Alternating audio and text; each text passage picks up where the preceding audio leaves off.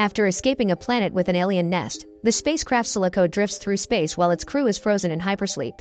Unfortunately, there's a stowaway alien egg on the ship that soon hatches and causes an electrical fire.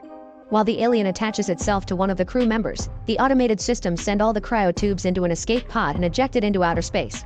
The vehicle's navigation system takes it to the nearest planet called Fiorina 161, an all-male exile colony populated by only the most dangerous criminals and owned by the same company behind the ship. The inmates find the pod and discover Ripley is still alive, so they take her to the infirmary. Dr. Clemens takes care of her and gives her an injection that helps her with the pain. He also shares bad news: she's the only survivor from the crash. The other 2 humans died and the android was damaged beyond repair. Meanwhile, the inmates use a crane to take the destroyed ship into the building. Their dog Spike takes the chance to look inside and begins barking when he sees the alien, which is gone unnoticed by the locals. Afterward, Warden Andrews announces to the prisoners that they now have a woman in the building. Some of the men point out this will bring trouble, but Andrew assures them he's already talked to the company and asked for a rescue ship. Ripley is left under the care of Clemens with strict orders of not leaving the infirmary until the ship comes for her. Meanwhile, Murphy checks on Spike and is shocked to see the poor dog has a bunch of wounds on his head, which is strange because none of the prisoners would dare hurt him. Once Ripley is feeling better, she demands to see the wreckage, so Clemens takes her there while explaining how each person died.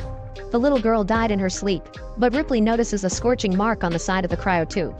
Remembering the aliens have acid for blood, she gets suspicious and asks to see the girl's body. Next, they go to the morgue and Ripley begins inspecting the little girl's body, wanting to be sure she doesn't have an alien inside. Then she demands an autopsy under the excuse of a possible infection, so a suspicious Clemens opens the body up. To Ripley's relief, the girl did die of drowning and there are no signs of alien life. At that moment, Andrews comes in and scolds Ripley for leaving the infirmary, but Ripley distracts him by asking him to burn the bodies using the infection excuse. Moments later, the bodies from the ship are cremated and inmate Dylan offers a very heartfelt eulogy. At the same time, in another room, Spike starts convulsing and suddenly explodes as an alien comes out of his body to then run and hide somewhere in the building. Afterward, Ripley washes up and shaves her head because it's prison policy. Then she goes to the mess hall and tries to thank Dylan for his eulogy, but Dylan warns her not to befriend him because he's done horrible things to women in the past. Ripley sits down and has lunch with him anyway. Later, Ripley asks Clemens how he ended up being a prison doctor and if he committed a crime because he also has a barcode on his skin like the inmates. Clemens dodges the question and in return asks about the real reason for the autopsy. To distract him, Ripley flirts with him and they end up doing the dirty. In the meantime, Murphy is working in an isolated tunnel when he finds a shed skin. Suddenly he hears a noise and thinks it's Spike, but when he takes a closer look he's shocked to see the alien. The creature attacks by throwing acid at his face, causing Murphy to stumble back and fall into a gigantic fan that immediately destroys him. Soon Clemens is called to investigate Murphy's remains. Andrews thinks Murphy was distracted and came too close to the sucking fan, but Clemens concludes that the fan was blowing in Murphy's direction. He also finds a burn mark like the one Ripley saw on the hypersleep pod. Wanting answers, Clemens goes looking for Ripley and finds her searching the ship wreckage for the flight recorder. When he tells her about Murphy, Ripley begins to suspect there's an alien around and Clemens demands to hear the whole story, but before sharing that information, Ripley wants to recover the remains of the android. Clemens tells her to go to the garbage dump, but he can't escort her because he has a meeting with Andrews. When Clemens meets with Andrews, he immediately gets scolded for letting Ripley wander alone. He also shares that they've received high-level communication from the company regarding Ripley, who apparently is extremely important for the higher-ups, but Andrews doesn't know why. An argument ensues on how to proceed and Andrews tells Clemens to behave or he'll tell Ripley about his dark past. Meanwhile, Boggs, Rains, and Golick are on a survey assignment that has them placing candles to measure various tunnels and rooms in the building. However, some candles in the distance keep getting blown out. Assuming it's the wind, Rains goes to relight them only to find the now fully grown alien, which grabs Rains and begins biting him. Boggs and Golick hear screaming and run to check on their friend, but as soon as they see the creature they run back to the entrance. There they find Rains' dead body. Suddenly Boggs is attacked from above by the alien, which rips out his throat. The blood sprays on Golick, who after a moment of frozen shock runs away in panic. Back to Ripley, she searches the garbage dump and finds the remains of the android. When she tries to leave, she's cornered by 3 prisoners, who quickly jump on her and bend her over, intending to take advantage of her. At that moment, Dylan comes in and beats the inmates up with a piece of steel, threatening to re-educate them. Before leaving, Ripley punches one of her attackers in the face. Afterward, Ripley connects what's left of the android to a power supply in the infirmary and reactivates him. Using the android's system, she accesses the ship's flight recorder and learns that a fire caused their ejection from the ship and an alien traveled with them when they escaped the planet. This information has been shared with the network, so the company knows about it. The android is in great pain and asks for mercy, so Ripley permanently disconnects him. At that moment, Golik is dragged into the infirmary as he swears that he didn't kill anyone. A dragon did. Andrews and the others dismiss him as insane, but Dylan defends him, saying that Golik has never been a liar. Ripley overhears everything and comes out to confirm the story, but Andrews is still skeptical.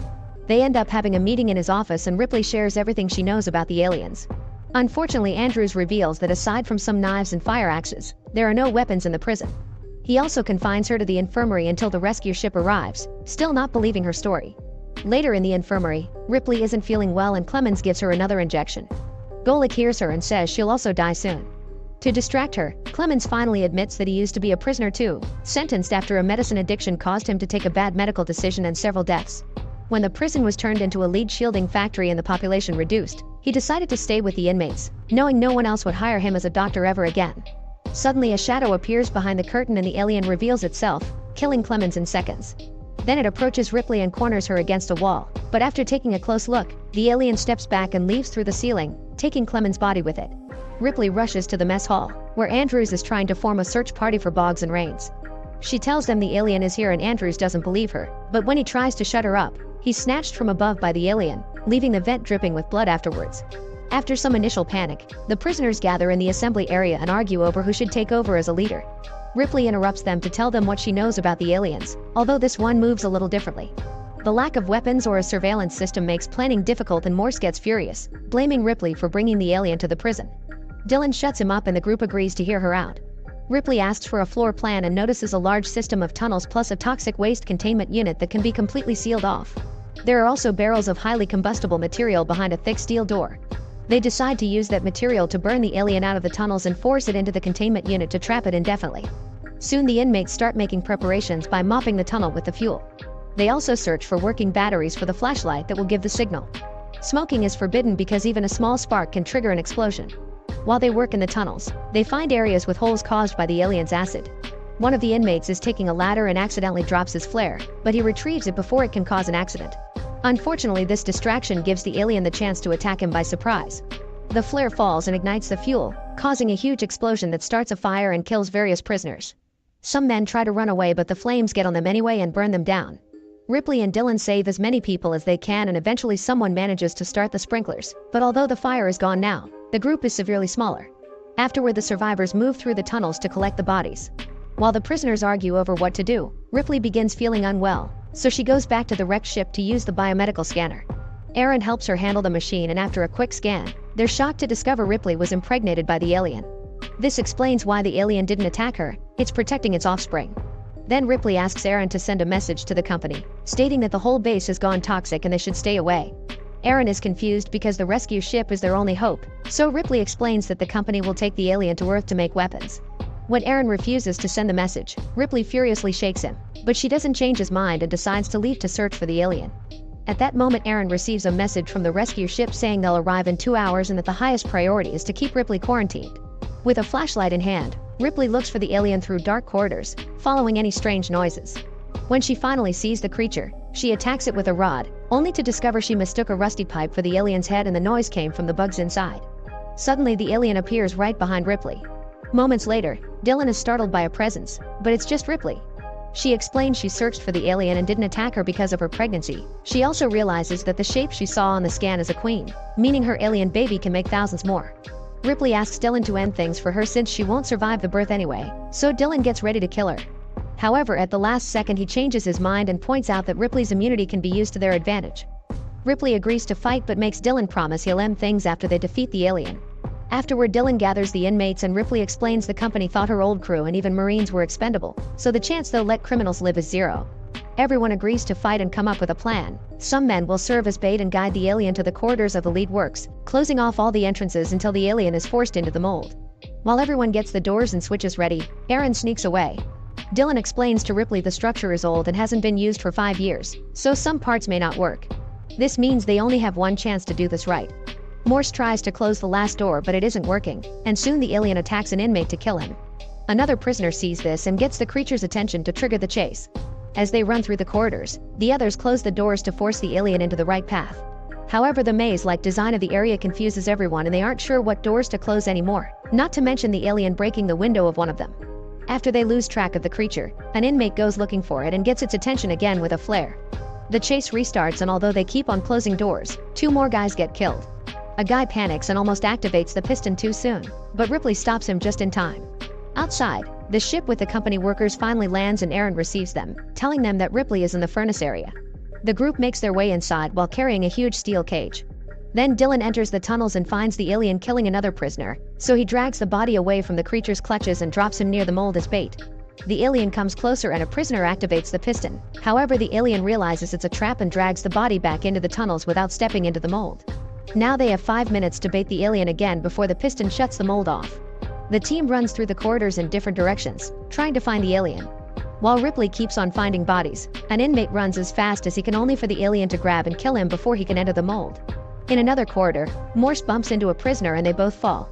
While they laugh at the false scare, the alien uses the chance to kill the other man. Morse moves away from the alien while Ripley arrives with a flare and starts struggling with the alien, trying to force it to attack her. At that moment, Dylan arrives and drags her away as she screams, so the alien follows them to protect its offspring. This finally makes the creature enter the mold and Morse closes the door to trap it. While Morse runs to the lead platform, Ripley tries to stay in the mold too, but Dylan pulls her away and promises to kill her later. The duo starts to climb out only to notice the alien is following them, so Dylan decides to stay in the mold to keep the alien there. While the alien attacks Dylan, Ripley climbs out and tells Morse to pour the hot lead into the mold, completely covering both the alien and Dylan. Thinking it's finally over, Morse celebrates. However, the alien comes out of the mold and starts chasing after Ripley. She starts climbing a series of chains, but the alien climbs after her at great speed. At that moment, Morse shouts to Ripley to remind her of the sprinkler system, so she jumps to activate it. The water falls on the alien and the sudden cooling causes cracks all over its body until it finally explodes. Then Ripley joins Morse on the platform, only to be suddenly surrounded by Aaron and the company employees. To Ripley's shock, she can see the same android from her last crew, but this guy is actually human and the designer that gave the androids his face. He swears they'll destroy the fetus after removing it from Ripley's body, but she doesn't believe him and closes the fence between the platform and the group. Morse tries to move away, but one of the guard soldiers immediately shoots him in the leg. Seeing Ripley was right, Aaron hits the designer in the back with a pipe, causing the soldiers to shoot him and kill him. Meanwhile, Ripley asks Morse to help her one last time, and he moves the platform over the boiling furnace.